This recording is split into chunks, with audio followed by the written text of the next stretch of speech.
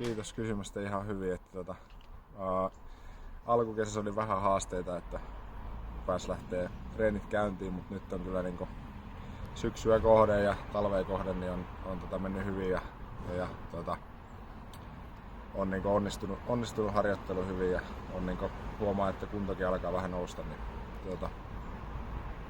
hyvin on mennyt. Sanotaan, että en ole ihan osannut odottaa tällaista, että se on ensinnäkin että erittäin hyvä niinku ryhmähenki on ja semmonen niinku, että kiva tehdä ja niinku sitten kuitenkin semmonen sopiva tekemisen meininki on koko ajan ja tietysti niinku äärettömän laadukkaita leirejä ja harjoituksia on tullut ja sitten kaikki ihmiset ja sitten vielä erityisesti myös valmentajat niin on niinku todella ammattitaitoisia, niin se on ollut niinku hieno työskennellä itsekin tässä.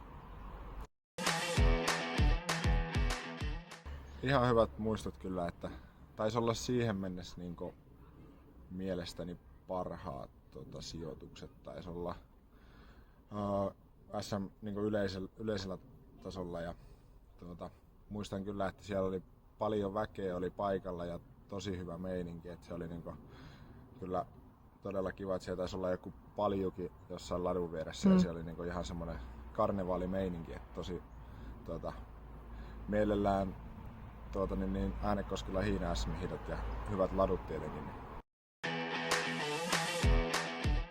Kyllä varmaan ei ole vielä ihan löyty lukkoon mitään, mutta eiköhän varmasti jotakin järjestetä ja rekka tulee varmasti paikalle ja tietenkin siellä on SM-viesti, niin se on niinku, meille semmonen niinku tosi tärkeä kisa ja niin sitä kannattaa lähteä katsoa, että me puolustetaan kovasti viestimestaruutta viime kaudelta. Ihan yllättävän paljon ollaan nyt oltu, että ollaan jopa käyty yhdessä lenkilläkin aika paljon jopa koko viestiporukalla. Akua ei ole nyt näkynyt, mutta se näkyy yleensä sitten kun lähtölaukaus pamahtaa, niin sitten Aku on viivalla, mutta meillähän tuli uusi vahvistus toi Husun Niko, niin meillä on kyllä nyt niinku viestirosteri pitäisi olla hyvässä kunnossa, että kyllä se mielessä on se SM-viesti. Kyllä mä luulen, että tulee ihan kilpailua, että se on tietenkin positiivista, että saadaan ihan oman seuran sisällä kilpailua siitä, että ketkä pääsee hiihtämään viestiä, että ei ole itsestäänselvyys, on niin kovia kavereita siinä. Mutta kerrankin jos laittaa vähän niin kuin särkimän varaakin, jos toivotaan, että hyvä niin särkimän.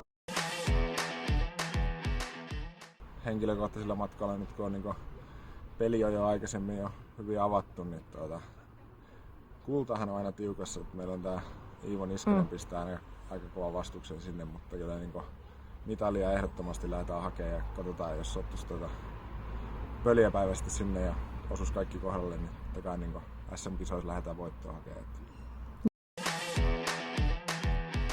Makkaragrilli pitää olla sillä hyvin saatavilla ja nyt se on hyvä aika puhistaa se nyt.